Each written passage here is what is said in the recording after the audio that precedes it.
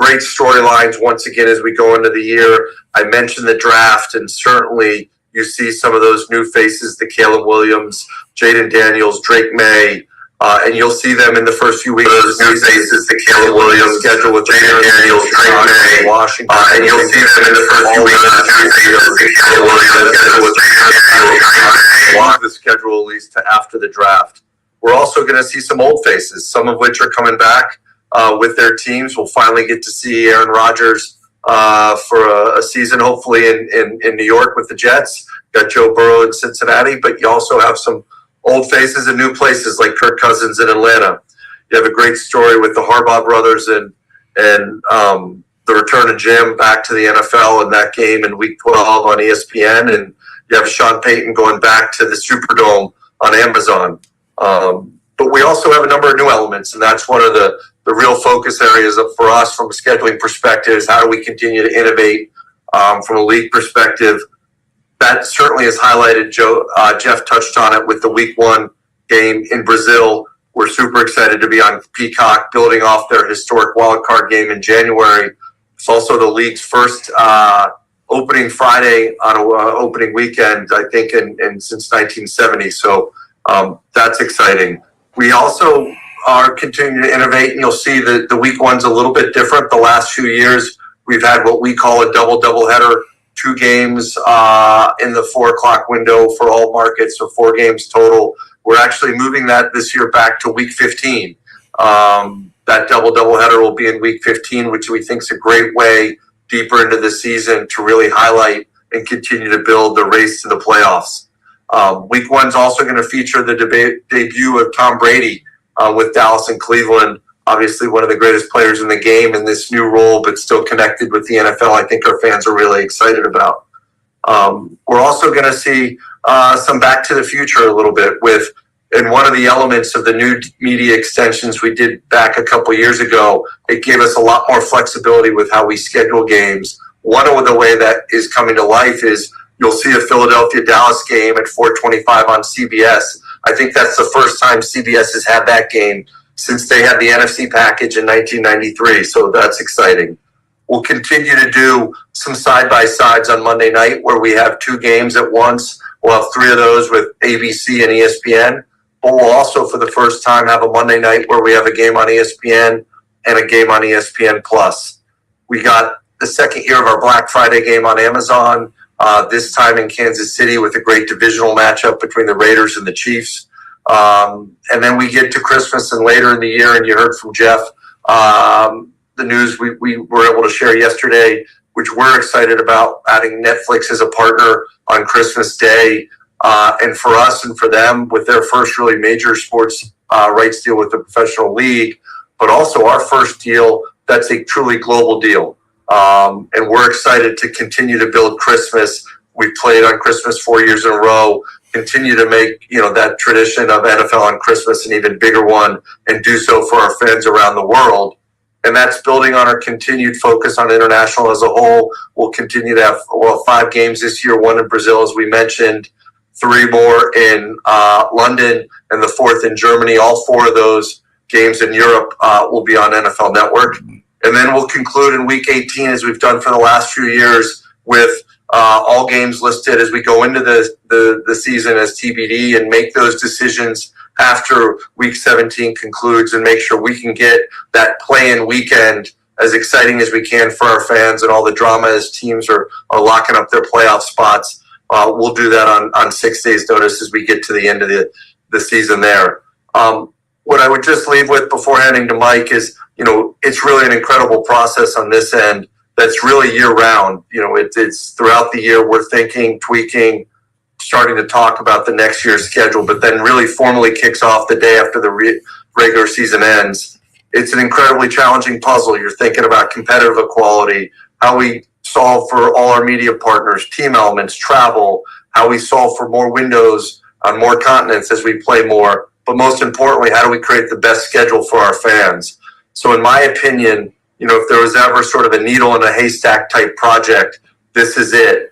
But led by the scheduling team, and especially Mike under his leadership, they're incredible, and they do an unbelievable job every year finding that needle and their dedication and tireless effort to get to what we think is that needle and that best schedule. I think they've nailed it once again. And so I'll hand it to Mike and just say we're incredibly excited about the 2024 schedule and the games that are ahead of us. So Mike, over to you.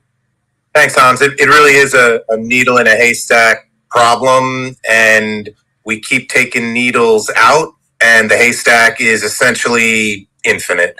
So from a process standpoint, I'm old enough to remember, sitting in that room with Val Pinchbeck and literally building this playing schedule one game at a time with hang tags on a board, and we were lucky to get one schedule done. And after 10 or 12 weeks, walking into Commissioner Tagliabue or Commissioner Goodell and saying, this is it, the puzzle's finished, we're lucky enough to have one, and here's what's good, but also here's what's bad, and here's what we wish we could have changed over the years as the software and the hardware and our technology partners have really enabled us to search so much more of that infinite solution space. As Hans rattled off all those other games, all those other platforms, all those other days, those games have to come from somewhere. And so the whole exercise here is to try to make sure you've got, good games that sound fun and exciting and are worthwhile for our fans and for our broadcast partners in all these big windows, but also staying true to our bread and butter. Most of us grew up watching football on a Sunday afternoon. You watch the local team at 1:00 and maybe you watch the big game, the big doubleheader game at 4:25 Eastern time. Now you've got to have another big game for Sunday Night Football, the number one show in television. That's hours 7, 8, and 9 of NFL football on a Sunday. There's got to be something compelling to keep you in front of the television there. You need a good game on Thursday night to kick off every week as Amazon continues to shift fan behavior and build muscle memory for us all to remember how to find a streaming platform on our television. And if we can, our kids have to help us do that.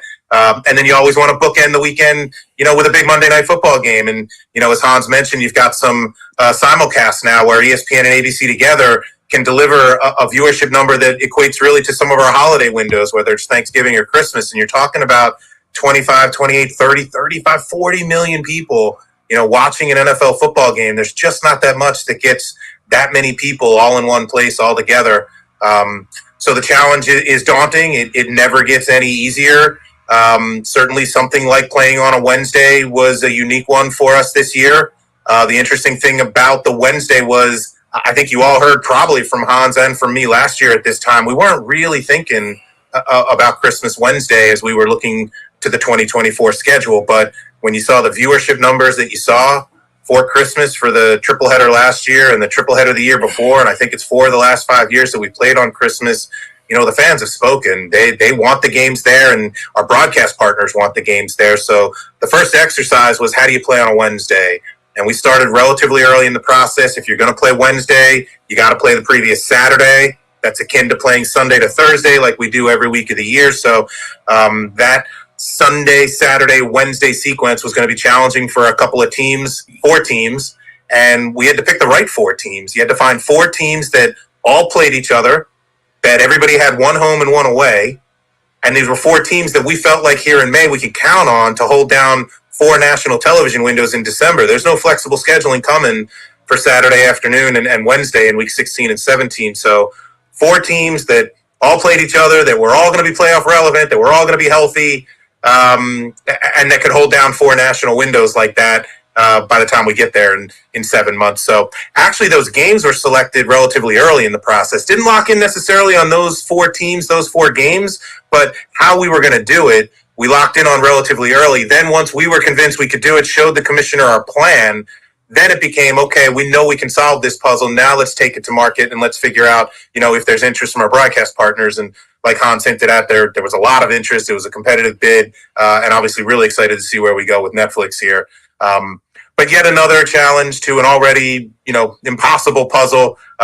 We know we're never going to make everybody happy. Obviously, these last 2 days and these next couple of days are kind of gauging team reaction while also enjoying everybody's social media executions and their schedule releases.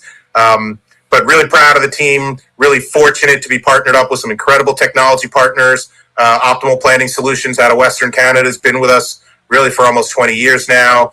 Recentive Analytics, company out of Boston that helps us with some of our viewership projections, which are now included in our search, in our solve, in our heuristic, instead of just after the puzzle's built, hey, what do the ratings estimates look like? Those ratings estimates are now part of the solve as we search through this infinite space.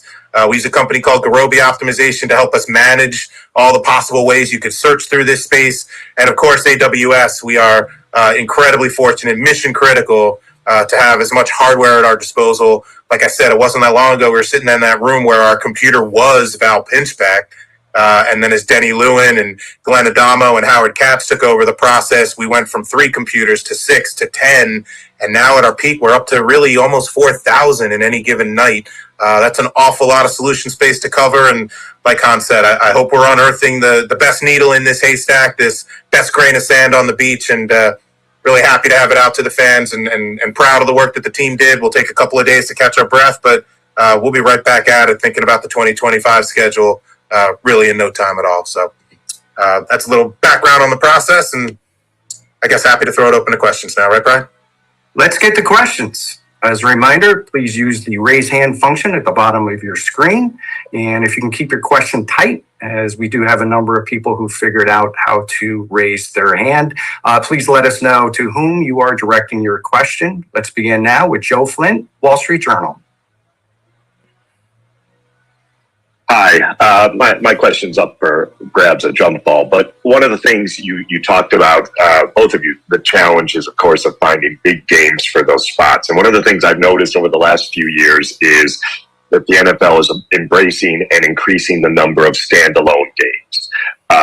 Obviously, fewer games on Sunday afternoon. So I do wonder, is there concern at your shop at all as you do this, whether there's a limit on the number of standalone games?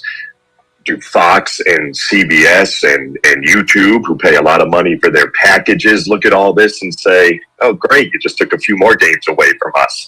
How are you trying to find that sort of balance so that every Saturday afternoon game, isn't I'm trying to think of a mediocre team besides the Commanders, but anyway, you get the gist of where I'm going here. So just curious about that balancing act. Joe, and good morning. I might start and Mike just jump in. I think one of the things I would start with is the flexibility we got in the new deals. And in the old deals, almost every game started as part of one of the 2 packages on Sunday afternoon, and then we had to pull them out. With this new deal, there is still a commitment we have to Fox and CBS that their packages feel like an NFC package, an AFC package. But we have much greater flexibility with how we schedule games. And so that has allowed us, and I think very early in the process, we felt really good about the primetime schedules, the doubleheader games going to big national windows, that we were going to be really strong. But we were very focused on how do we keep the Sunday afternoon strong? How do we keep single header weekends? How do we keep 1 o'clock windows strong? And that's where some of that flexibility comes in. So you look at a schedule this year and you see 3 Giants, 3 Philly, 4 Chicagos, 3 Green Bays, 5 Minnesotas that historically all would have been more on Fox. Those are showing up on the AFC side. You see Miami, you see 5 Clevelands as examples. You see 3 Las Vegases. Those are going back the other way. And I think the flexibility of this schedule really is part, as we have to populate more windows, is allowing us to do the other side of the coin of trying to keep the 1 o'clock and the single header strong. So I go back to the flexibility in these deals is really critical to allowing us to continue to play more of these windows, but also keep not only the national windows strong, but Sunday afternoon. Mike, jump in. Yeah, look, you mentioned the flexibility. It's a bit of a double-edged sword, actually. All that flexibility, like Han said, where you can take more Giants games to CBS and more Patriots games to Fox, has also increased this, again, already kind of infinite solution space. So every night when we set the computers off to run, there's even more options for each of these games to kind of settle into a home. And so we've actually had to adjust our process just in terms of number of computers and how many hours we can wait for schedules to spit out and when we can iterate. And you've almost got to bifurcate your resources and have half of them running on a 48-hour cycle and then the other half running on a different 48-hour cycle and kind of keeping straight in our minds, okay, this one was solving down path A and this one's going down path B. We've got a woman on our team named Charlotte Carey, who is really a savant when it comes to some of these Sunday afternoons. As Hans mentioned, we knew we were going to have good games for our primetime partners for some of these key windows, these new platforms, whether it's the holidays or the streaming partners. The 200 or so games that are left for CBS and Fox, those have to be doled out strategically across CBS and Fox, 1 o'clock and 4 o'clock every Sunday afternoon. And literally every time we look through a schedule, Charlotte from our team really has a map already kind of formed in her mind as we're building out these schedules and going week by week and seeing, is this good enough? Is this strong enough? Is there quality and quantity, geographic diversity, a big anchor game for CBS and Fox every year? They are certainly sensitive to it. We are as well. We work very closely with them throughout the season, trying to maximize the regionalization and the mapping of these games. And you do see some pretty good games still for Sunday afternoon. It's our job to make sure that those games are distributed appropriately. And that's really where Charlotte and her work with our partners at CBS and Fox kind of comes in. Maybe the number of games are thinner, certainly for CBS and Fox, but can tell you their reactions to their schedules yesterday when they got them was they felt pretty good about what we were able to do for their Sunday afternoons as well as for all the national windows. Thanks, Mike. Let's go to Mike Florio, NBC's Pro Football Talk. Hello, hey, this is for whoever wants to take it. Have any restrictions been placed on Tom Brady's ability to call games, given that he's still trying to buy a piece of the Raiders, whether it be Raiders games, AFC West games? Are there any restrictions on which games Brady can do? I'll jump in, Mike, and right now Tom's not an owner of the Raiders, and as we go into this year, Tom's able to call any game on the schedule. So, boom. Okay, let's go to Matt Perino, Syracuse.com. Hi, gentlemen. Thank you for taking the time today. Obviously, the Bills with 5 primetime games still part of the national interest is there. I'm curious, in a game against the Houston Texans with Stephon Diggs and obviously the relationship between those two sides and it ending, was there any consideration to putting that game in Stephon Diggs and obviously is that kind of, those kind of storylines, does that get baked into when you're deciding which games to put in prime time throughout the course of your process? Yeah, definitely. Look, but it's a little bit of push and a little bit of pull when we're working with the computer. Some of these games, we've got to teach the computer, hey, listen, this one is not even eligible for 1 o'clock Sunday afternoon. It's just too big. It's got to find a different home, whether it's the 425 window or a primetime window. Some of these games, like Hans mentioned, just felt like we had to push into a primetime window. Call it the Harbaugh Bowl. Baltimore at the Chargers just felt like a Monday night football game. The rest of it is really kind of teaching the computer, here's the value of this game. It's very interesting to our fans. It's very important, and it's important to all of our broadcast partners.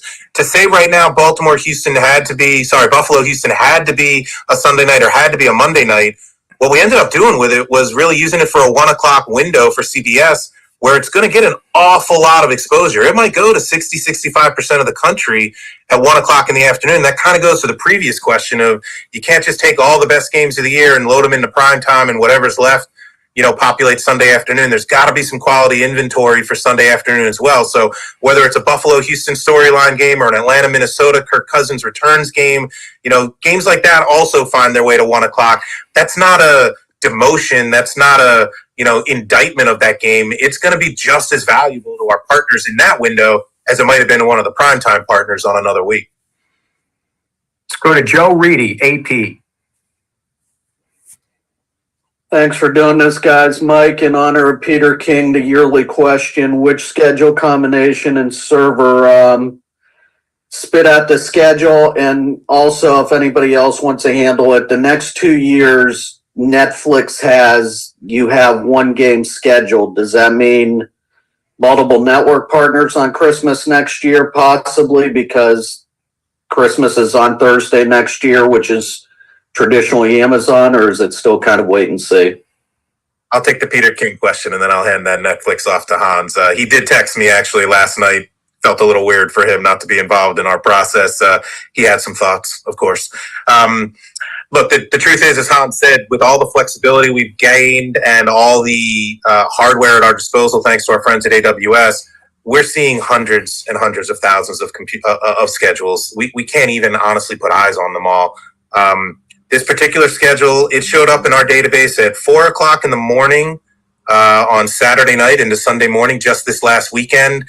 By that point of the process, as you can imagine, we've met with the commissioner on a weekly basis and down the stretch kind of bi-weekly and even daily. We met with him, I'm pretty sure, Hans, every single day last week. We left his office on Friday with a really good schedule in our hands. He had a couple of things he was hoping we could take a look at over the weekend, so the computers kept running. At that point, it's hard to say the schedules are better. They're really just kind of different flavors. So vanilla, chocolate, strawberry, commissioner wants rum raisin, we'll find him one.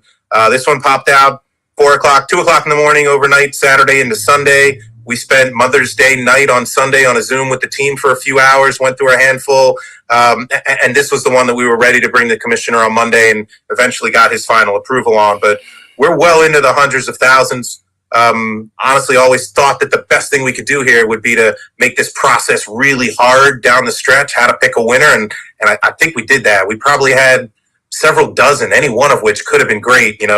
Pick your favorite flavor of ice cream. They were all good. If they gave us another week, another month, we'd keep looking. But happy with the one that we landed on.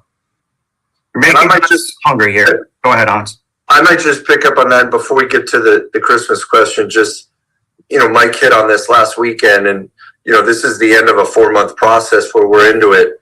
And the team, and a testament to the team, we're on probably not a few hours, a 4 to 5 hour Zoom that ended up after midnight as they're continuing to grind through. And so Mike and Charlotte, who we mentioned, Howard Katz is still a big part of everything we do. Ani Bose, Blake Jones, Lucy Popko, Josh Helmrich, the collective team, they all sort of have different roles in it, but their passion, is every bit as it was in early February. We're just ramping up in a meaningful way to literally, late last Sunday as we're getting and literally finalizing every T and dotting every I.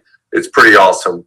Joe, to your question on Christmas, obviously we'll have 2 on Netflix this year, and then we'll have 2 next year. Amazon will have their traditional Thursday night game in primetime on Christmas on Thursday the next year, and we'll have another game, obviously, on Netflix in the afternoon. And Netflix will have a game then on Friday the year after that. And we'll use how we think about 25 to certainly inform how we go into 26. So that's what Christmas will look like as we sit here today over the next few years. Okay, next up, Richard Deitch, The Athletic. Thanks. Appreciate it. Nice work today, Mike, on the Sports Illustrated podcast. It's good to listen to this morning. There is a Sports Illustrated podcast. I'm happy that Sports Illustrated remains. This is for Jeff or Hans. Jeff may want to take this. With the Netflix deal, the NFL brought in an outside entity to televise games within an existing media rights period. So I wonder, how have your partners such as Amazon, NBC, Peacock, etc., reacted to that from your perspective? I'll jump in, Richard, and thanks for the question. Look, I think one of the real successes and pillars of our success over time is to have multiple partners, multiple great partners, that most of which have been our partners for a long, long time. Invested in the NFL, partnered with the NFL, and helping to build the NFL. That's one of the things we do. And in the midst of these deals, one of the things we always do, I've been here 23 years, is keep some of our inventory to deploy strategically and make sure we're thinking about where the future of media is going, where our fans are spending their time, and able to evolve and innovate in the course of these longer term deals. That's what allowed us, if you look 15 years ago, to start putting games on mobile phones and building that way of engaging with fans with Verizon. It's why we took steps, 6-7 years ago when we added Amazon as a partner on Thursday night with the TriCast. It's why in this deal, we had the inventory to do things like Peacock, or now take that next step with Netflix. So we're always going to try to be very smart. Heck, you could go back to 1987 when we added a new partner with half a package and ESPN. The idea is we want and will continue to be very dedicated and focused on the widest reach for our games. That's why Jeff mentioned 85% of our games are still on broadcast.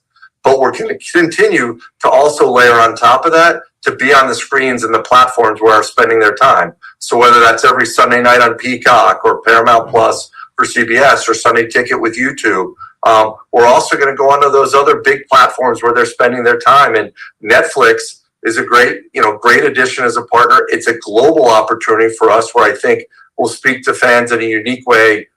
It's their biggest day of the year on Christmas, and they're one of the biggest video platforms in the entire world. So we really are excited about adding a partner, adding continued wide reach, not only here in the States, but globally, in a way that is consistent with our tradition of continuing to innovate and evolve.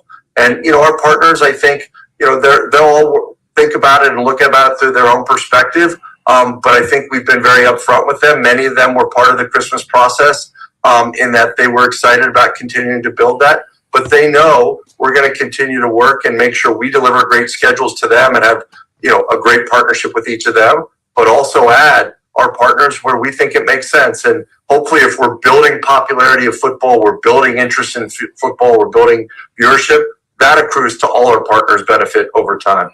So let's go to Alex Weprin, the Hollywood Reporter. Thanks, guys. I'll follow up on that. Hans, the league obviously takes its partners very seriously. I was hoping to get your perspective on, I know you've worked with Netflix before on the docuseries and other projects, but what gave you the confidence that this, seeing as this is their first deal with a major sports league, that they were ready to, stream the games, not only technologically, but with a quality of production that's up to the NFL standards? It sounds like they'll probably produce it themselves or maybe find a partner to do it with them. But, so what gave you the confidence that Netflix is kind of ready to do this? Yeah, and like you said, we've been building a relationship with them for the last couple of years. And certainly that started in a meaningful way with the Quarterback Show, which was a huge hit, not only here domestically, I think it was in the top 10 for them in 16 countries around the world. And from that, we've now launched Receivers. And coming out of the heels of our league meeting in March, when news broke about our interest in playing on Christmas and continuing to do that, they reached out and we spent a lot of time with them over the last now close to 2 months as part of our process, talking to everybody, but certainly a lot of time with Netflix, hearing how they think about sports on their platform, learning more about their platform, learning more about the reach, learning about their capabilities. It's been a great diligence process, a great continuing to understand them as a partner. And I think we're really confident and excited about what they can bring and their ability to deliver a great Christmas experience for our fans. We're going to continue to work with them on the production piece. There's no higher focus area for us in making sure our fans get the experience they deserve. And I think Netflix is every bit as committed as we are to delivering that. So let's go to Mike Reese, ESPN Boston. Thank you. And this can be for either of you. On the international games that are on Sundays, I was curious how much you were hoping to place the bye for those teams the next week, and what was the push and pull with the schedule in that area? Yeah, Mike, I could take that.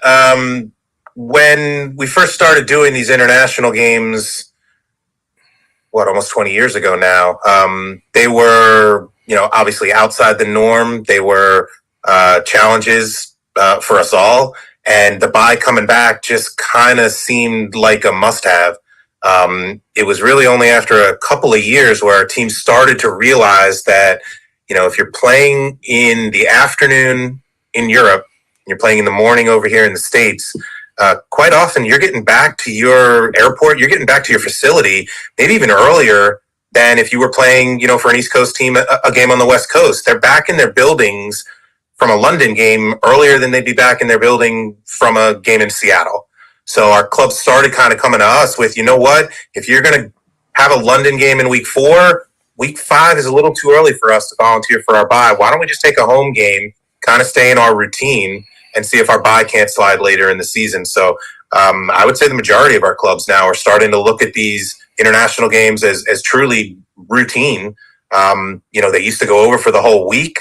and now they're kind of going over Friday, Saturday, and just really staying in their routine, coming back to a home game and looking for that bye to slide even later in the season. So clubs are given the option if they want the bye to tell us, and we'll do what we can to accommodate that. Certainly as the games get played later into the season, when you think about like that Germany game in week 10, I don't think any team's going to turn down a week 11 bye, but those early season games, 4, 5, 6, majority of the teams these days are saying we're good with just coming back to a home game, staying in our routine, and let's see where our Thursday game falls and just our mini bye thereafter, and then our full bye week even later in the season. It's a long season, and more teams are just treating London like just another game on the schedule and staying in their routine.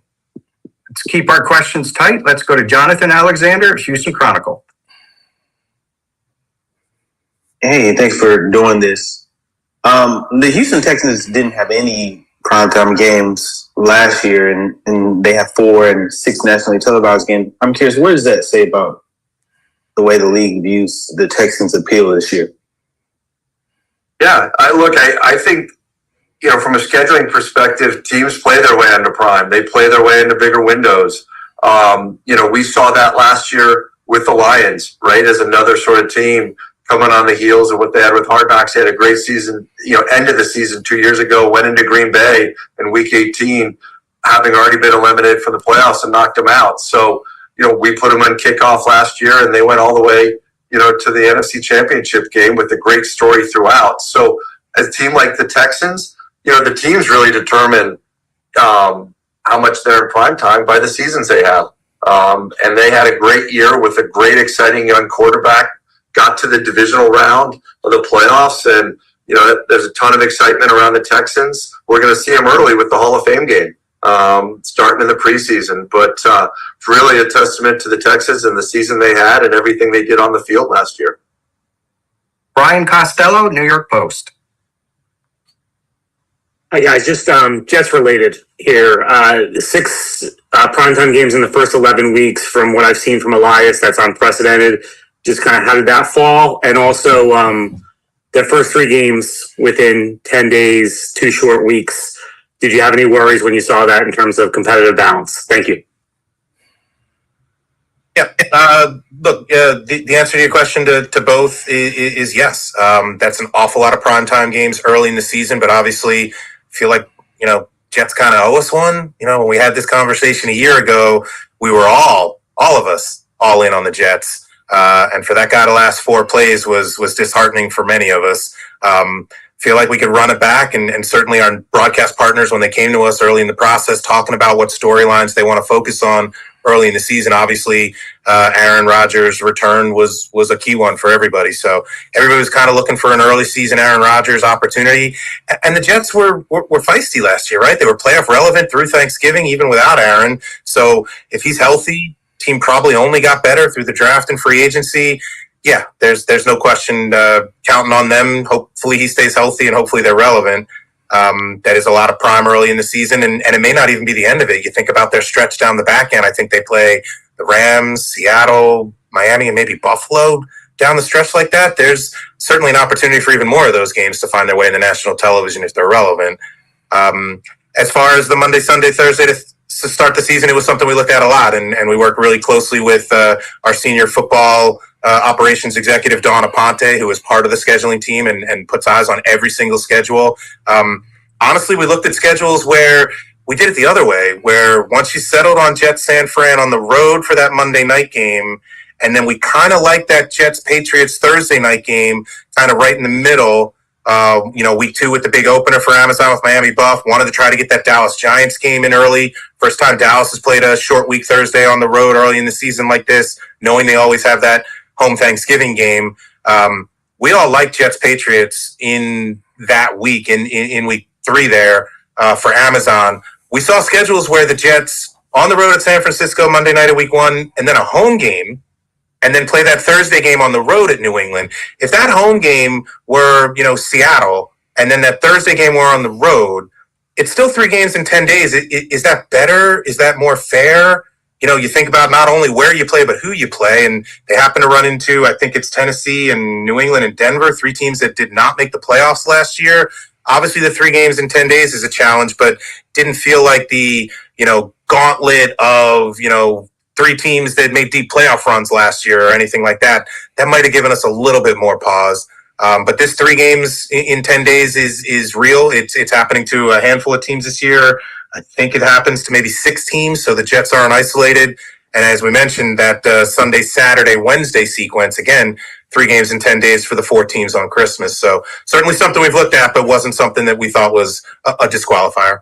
And Mike, I might just add to that just quickly. It's also, we look a lot at where those trips are and where they're coming back. So they had their first prime is on the West Coast, but it's in week 1.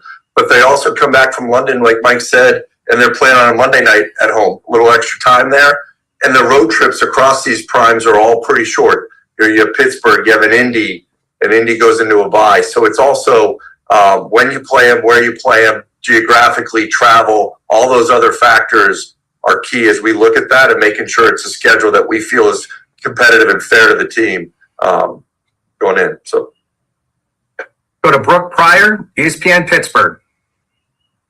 Hey guys, I know the Steelers divisional play doesn't start until I believe November 17th, and 6 of their final 8 games are against those division opponents, including 2 on short weeks. Just how much of a pause did that give you guys in terms of, competitive balance and also understanding how physical many of those games are down the stretch? Yeah, we certainly didn't set out to not have any division games. Feels like a college basketball schedule with the non-conference games first. Wasn't intentional, but also again wasn't necessarily something that we looked at and thought was unfair. You talk about the physicality, I guess, of the divisional games. I'm not sure that any NFL game isn't a physical contest. So. I don't like to use the word legacy when we talk about somebody like Howard Katz because he's still here and hopefully he's here for a long time still. But if there is a legacy from the Howard Katz years of running the scheduling process, it's division games late in the season. So that's always something we're kind of looking for, maybe even rooting for a little bit, not forcing it in other than week 18, obviously, but more division games late in the season usually means fewer teams have clinched playoff spots. And as Hans hinted at, even if you've got a team that, is eliminated from playoff contention, you're playing a division game, you kind of throw out the records and those teams are still playing hard. He mentioned the Lions knocking off Green Bay a couple of years ago, even last year with the Titans knocking off the Jaguars when they had a chance to win the division in the final weekend of the season. So like all those division games late in the season, certainly didn't set out to have the Steelers, and I think also the Bears maybe not playing any division games until about week 9 or 10. Probably something we'll take a look at moving forward, but again, not necessarily a disqualifier. Let's go, Jeff, Chicago Sun-Times. Thank you very much. This is for Mike. Along the same lines of the Steelers, the Bears, like you said, don't have their first divisional game until week 11, and they also have 3 home games and 3 road games within a 6-week span.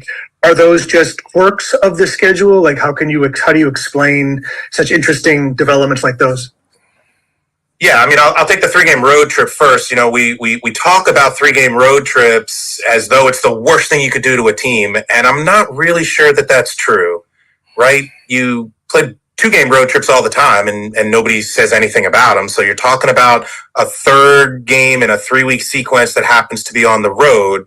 And again, I think sometimes it's who you play, not where. We could break up somebody's 3-game road trip by taking away that 3rd road game and giving them a home game against Kansas City or San Francisco. Is that really better? I'm not sure about that. You think about this particular 3-game road trip for the Bears from a competitive standpoint. The first one is Thanksgiving. So, Bears Lions sounds like Thanksgiving. We've done it quite a bit. They're used to it. So then you get that 10-day break before you get to that 2nd game in your 3-game road trip. And then the 3rd game of the 3-game road trip is on a Monday night. So you actually get extra days between games 1 and 2, and then also 2 and 3. So as far as 3-game road trips goes, there's some extra cushion. There's some extra padding between all those games. And again, just mathematically, if you find yourself with 3 consecutive road games, it probably stands to reason that somewhere in the schedule you're going to land on 3 consecutive homes. The 3 consecutive home games isn't something that we look at as a competitive advantage or competitive disadvantage. It's a task maybe for the ticket holders to come out 3 weeks in a row. And certainly there are some teams with ticket concerns that, question whether or not a glut of home games like that is the right thing for the league. But, as far as the Bears schedule goes, if that 3-game road trip with extra time, between all three games is the worst thing that happens to them. I hope they don't look at that schedule and think that it was unfair. Let's go to Greg Allman, Fox Sports NFC South. Hey guys, thanks for doing this. I just had a question for you. With all the complexities that come about with TV partners, with trying to satisfy so many different things, from a competitive balance standpoint, I just want to ask you what the most important non-negotiable rules are that can't be broken in terms of fairness to teams in this process. I think the biggest thing is competitive fairness. I mean, when we look at every schedules, we see a lot of great schedules for television that would be dynamite. But Mike mentioned Don earlier and Blake Jones, who's on the broadcast team, who has a lot of history in this. That filter of what feels competitively fair is probably the biggest don't break. If we see something that we don't think is fair to a club, Mike can probably jump in with some real specific examples. Those get thrown out, even if we love the TV with everything else. It has to start with the game. The game's the most important thing, and making sure we're doing the right thing for all 32 clubs. That may mean they love every final schedule. I think we generally do really good. Can't solve for everybody every year, but at least in all our diligence, the first thing is it competitively fair? Are we being fair for 32, that they're going into the season with an equal chance? That's probably, to me, the number one rule. Yeah, and the challenge for us, Hans, really is kind of defining that. When you talk about what's the line you won't cross, I'm not sure that's a hard and fast line. I mean, nobody should play 4 consecutive road games. I think we all acknowledge that. Think about the long travel trips, whether you're ping-ponging back and forth across the country, doing a 3-time zone trip, throw in an international trip as well. I'm not sure those are things that we'd ever feel comfortable with. But again, what truly is unfair? And I think you really kind of have to trust the data. We all have emotional reactions to our schedules. And, should we play this 3-game road trip, or is this rest disparity fair or not fair? But what does the data really say? And Hans mentioned Dawn, our senior football person, Mike Lopez, who runs our analytics team, is invaluable to us, just trying to really map out what truly is unfair. There's going to be teams that are going to look at things like negative rest disparity. Last year, I think I'm going to have this right. I think the 4 teams that had the biggest gripes last year in terms of negative rest were San Francisco, Los Angeles. They had some pretty big overall numbers if you count every time a team is a day or 2 or 3 more rested than you. Kansas City, I think, had a weird run of maybe 6 consecutive games through the middle where they were at a negative rest. And the Philadelphia Eagles were not thrilled with the negative rest they had for, I think, the gauntlet of Buffalo, San Fran, Dallas, all coming right after Thanksgiving. Those were 4 teams that, somebody could look at and say, hey, is that really fair? All 4 teams made the playoffs. 2 of them went to the Super Bowl. 1 of them won the Super Bowl. Is negative rest disparity unfair? Is a 3-game road trip unfair? Is a Monday, Sunday, Thursday unfair?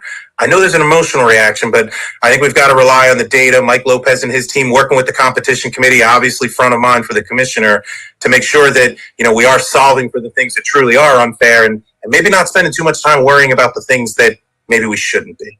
And Mike, just adding to that, part of the reason it's hard to define that is different coaches, different football staffs have different rules. Some, as an example, some love to try to pair their travel to coast. Others don't want to break that up, do it throughout the year. So much of it's subjective about where that line is, but there are certain bright lines we won't cross. Let's go to Chris Boom, USA Today, and then Randall Williams, Bloomberg. Hey, I got a tight question for you. Be back for anybody who wants to answer it. Do we know the announcing and production crews for the Netflix Christmas Day games? Hey, Chris, Hans here. That's something we're still working through. Nothing to announce at this time. Randall Williams, Bloomberg. Hey, Michael and Hans. Wondering on I think, Michael, you had mentioned the 3-game stretch where some teams only have 10 days rest. I wonder how you all factored in the bye weeks in some of those. There's some instances where the bye weeks is very early on, and then, the team plays 10 straight games, where there's some instances where, they have the Thursday night game or a Wednesday night game, then they have the mini bye. How did you all factor in the bye week with some of these teams who have those 10-day stretches with 3 games?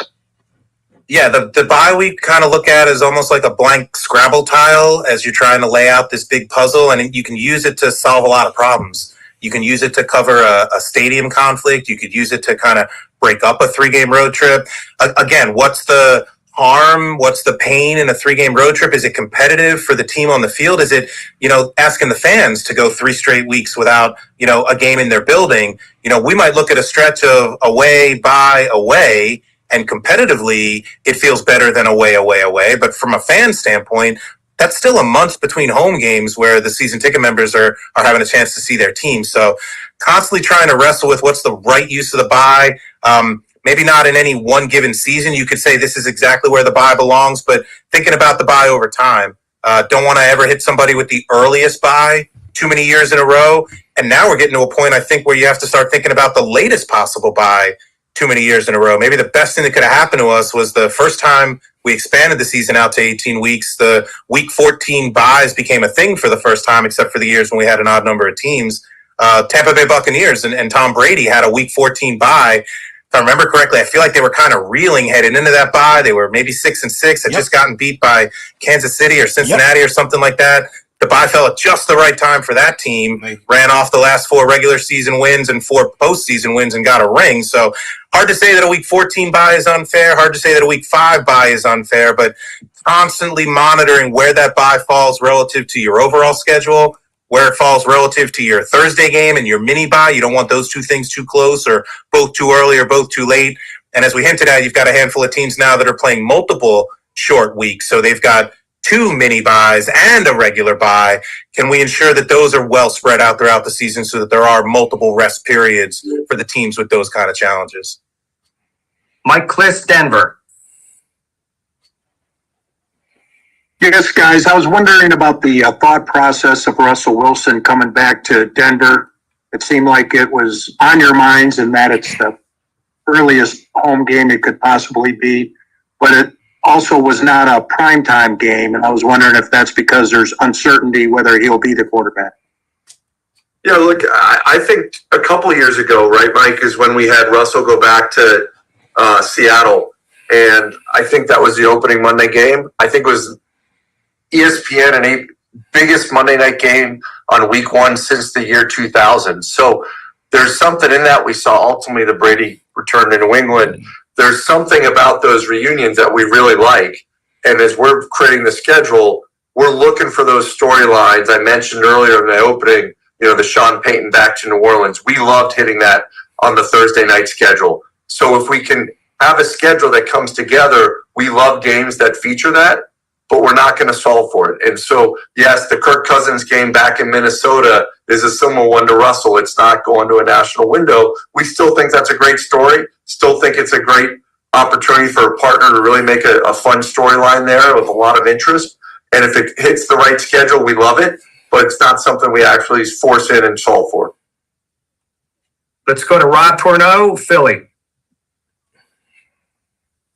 Hey guys, quick question. You already mentioned the Eagles Cowboys being on CBS and Fox. It's going to be the first time one of those games isn't on primetime, I think, in maybe 20 years, at least the early 2000s. Did you know early on that process you wanted to give it to CBS because of the cross-flexing, or is it just kind of, it spat it out and you're like, okay, this is good? Look, I think a couple things. One, the first is, I think it's important to remember the biggest viewed week or window of our week typically is the 425 game. So people tend to sort of gravitate just to primetime as maybe being this additional level of exposure. It's great. It's under the lights. It's fun, I think, for our players to be back playing in prime. But 425 is every big as a window. And I think one of the things we looked at when we hit on that flexibility is really some of those top games that we really try to be equitable going to all our partners. Let's think about 425 just like we do with the prime. Let's think about a game like that going to CBS just as we would equally going to NBC. And so enabling more flexibility, just making sure it gets into a big window. That's our focus. Now we think about it a little bit differently, that it could go into Monday, it could go into Sunday, could go into Sunday night. Any of those options we're okay with. But I think that's really our focus. Mike, anything you want to add? Yeah, I mean, I think the question was, did you put that game there early in the process? We really didn't, right? We saw the, one end of Philly Dallas by contract has to go to Fox. Obviously, that's going to be a 425 doubleheader game for them. And again, we talk about how challenged and stretch we were going to be in week 17, one of the things we really liked about this schedule was if there's one thing you can count on, you hope, in this league, it's Cowboys Eagles week 17 in that Fox 425 window in a week we know is going to be pretty challenged and thin. So liked using one end of Philly Dallas down there. The other end of Philly Dallas, we saw it on Sunday night. We saw it on Monday night. We saw other Dallas games at 425 for CBS. They're only getting one bite of that Dallas apple, and it's important to our friends at CBS to make sure it's a good, tasty bite. That Eagles Cowboys game hopefully scratches that itch for them, but Bengals Cowboys would have worked. Ravens Cowboys would have worked. There's a lot of good Cowboys games, obviously, for CBS. So it wasn't a, hey, Philly Dallas must be on CBS, but it was more like, hey, computer, there's a lot of good homes for Philly Dallas. Let's make sure it lands in one of these good spots.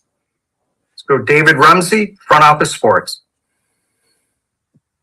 Hey guys, my question is for Mike. I'm just curious, how much of a benefit is it with these eased up restrictions on teams playing multiple times on short weeks? You're obviously taking advantage of it with a dozen or so teams on 2 weeks of 4 to 5 game days rest. Yeah, look, at the end of the day, it makes the national television schedule stronger, right? I mean, I'm old enough to remember, we used to have a rule in this league where every team in the league had to have not just a national game, but a primetime game.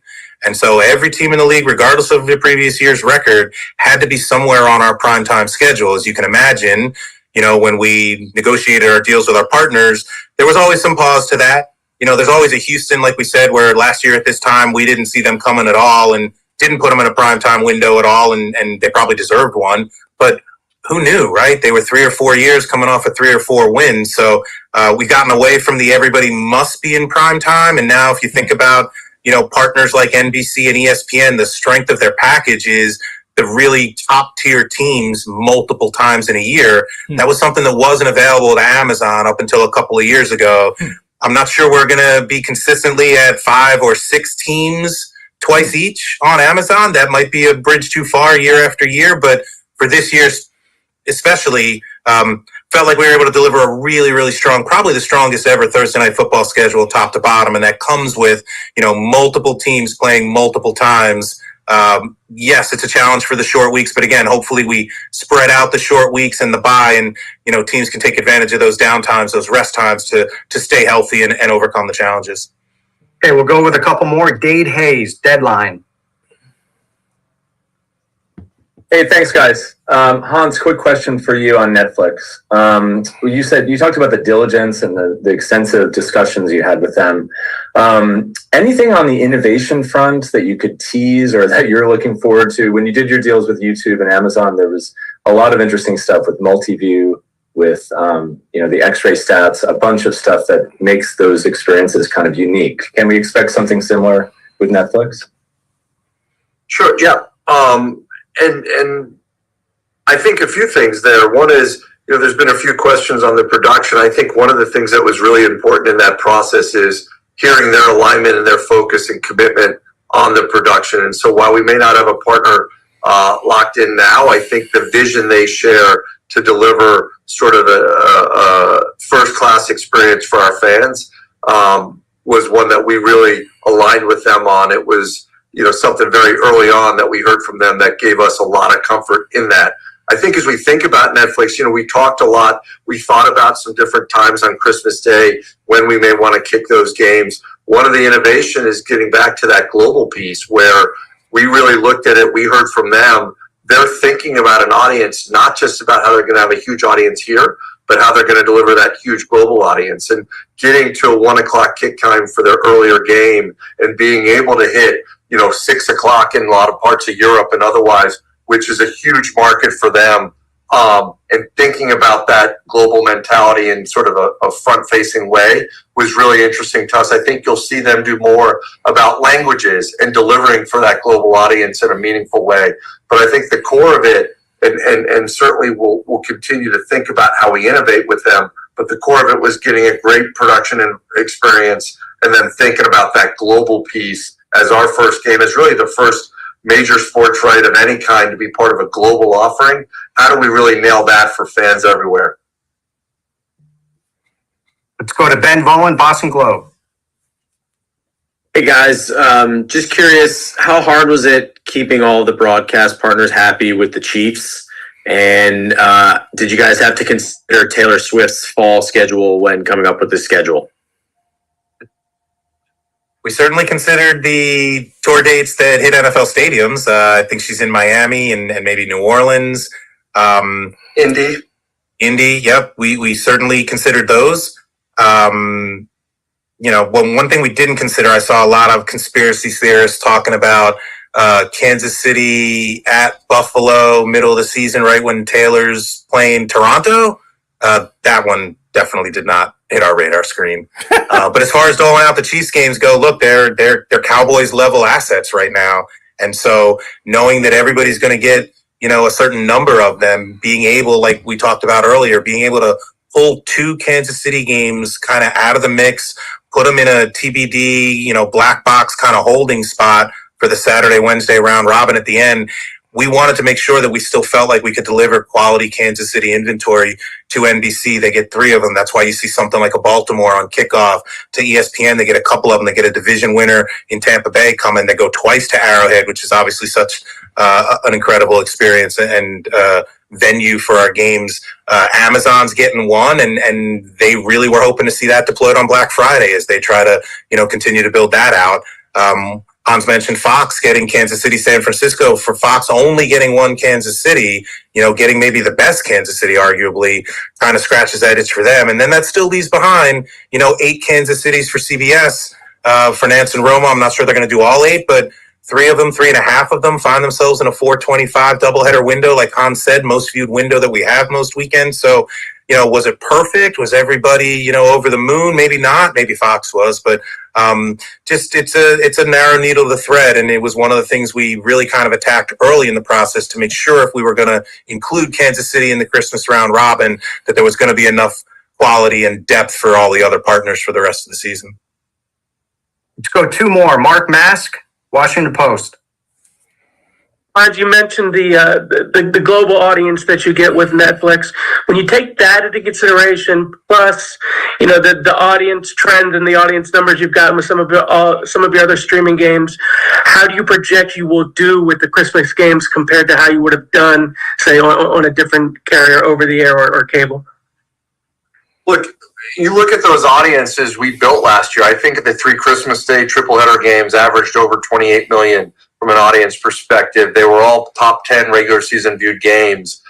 They're some of the biggest viewed, not only NFL games, of everything on television, any video and programming anywhere in this country. So we took, the need and belief in making sure we continue to stay true to one of our real guiding principles of reach and making sure our biggest windows have very wide availability, and I think what we heard from Netflix, what we saw, quite frankly, last year with the playoff game on Peacock, where the Saturday night game actually eclipsed what the previous year's game was on NBC and broadcast. We know broadcast is critically important. We know the reach it provides is really important. That's why we're so committed. But we also see some of these new and emerging platforms. Netflix is far from new and emerging, but on the digital side, they already can deliver very wide, very scaled audiences. And I think we're really excited about what they will deliver on Christmas, again, both here in the States at a very significant level, as well as internationally, with really unique opportunity for fans and for us to see a collective global audience for one partner. We're really excited about what that will look like in December. Okay, last question, Joe from Pittsburgh Trib. Yeah, hi. Another question about the Steelers-Chiefs game on Christmas Day. Some feedback I've heard from the fans is they're not thrilled with the 1 p.m. kickoff. Was there any thought about putting that game in prime time? I mean, I know the Chiefs have 5 already, or even pushing the Baltimore game back. Why is there no prime time game on Christmas? I think a couple reasons, Joe, and thanks for the question. One is, and we heard this in our Christmas process, we had initially sort of talked about maybe replicating what we do on divisional and championship and looking at a 3 and 6:30 type kick. We got a lot of feedback from the market, even before we get to the Netflix view on global, that on Christmas Day, for those that celebrate that holiday, you get into, post 8 o'clock, you get into dinners, you get into some travel, you get into some other things. And so while it was great last year in prime, we just thought, and then layering on Netflix's view of really with the global first mentality, going to that 1 o'clock time would be the right window for us. Another game at 4:30 that day for our fans everywhere. We thought that was the right window to solve for. We'll always continue to look at that. We'll continue to sort of figure out how we evolve, how we let the data make us smarter, how we get other input on it. But for this year, that's sort of the feedback we got about how to think about Christmas here in the States, but also think about that global audience were the real drivers for us. Okay, we want to thank everyone for joining us. Jeff, Mike, and Hans, we'll let you get back to the rest of the day. Appreciate everyone checking in. Thank you. Thank you. Well, that ends that meeting, and there were a couple of really interesting, I think really dramatically interesting findings to come out of that. And one of them is that I think this is a big one. The league doesn't feel like everybody has to have, every team has to have a marquee game. In other words, they don't have to be mentioned, right? They don't have to get the prime placements because they're an NFL team. And that leaves it to the league to give the prime slots to the most popular teams. So the Cowboys get placement, and the Cowboys especially get placement when they do well. And the 49ers, the Raiders will get 3 slots this time. Even though the Raiders didn't weren't even close to making the playoffs. Okay, well, they were close, all right? But they didn't make the playoffs, right? They didn't make the playoffs. That's really interesting to me. It's really interesting that the league made that change. Also, my question never got asked by anybody, and I'm going to figure out a way to get an answer. And the question is it that, or how is it that you could have the Chiefs-Niners game as the Week 7 rematch when that really cries to be the NFL kickoff game, right? That's what's getting me.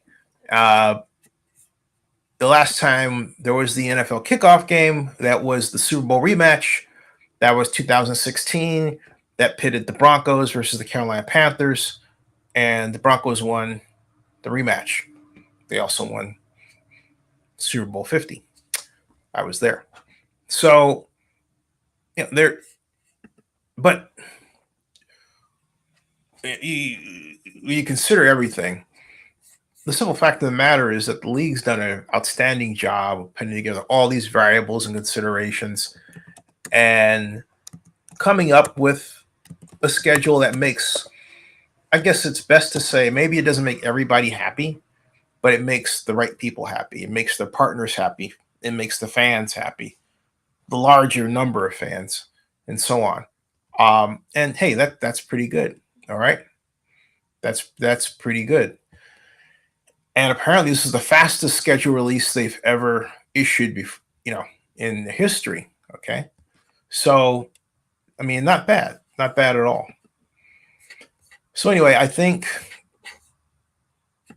I'm going to have to figure out a way to get that question in, because I think what happened was I didn't get in early enough to put my hand up. Last time I got in, I got in early. In other words, we had the live stream on and got into the Zoom room before it started, and just able to put the hand up. This time I got in so late, not late, but I missed Jeff Miller's opening the meeting.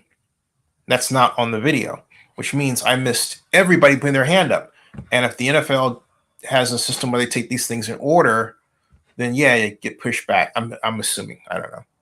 I was texting Brian, because Brian had sworn to me that in 20 years the NFL had never had.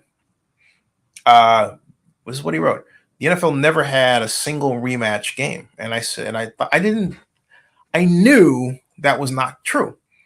Thank God for the internet that I was able to find the counter result and the right answer by simply typing, has there been an NFL Super Bowl rematch for NFL kickoff ? Got the answer. Send it to Brian. Brian, he didn't say, oh, he just said, okay. But I still should have had that question addressed or been able to ask it. All right. You can't win them all.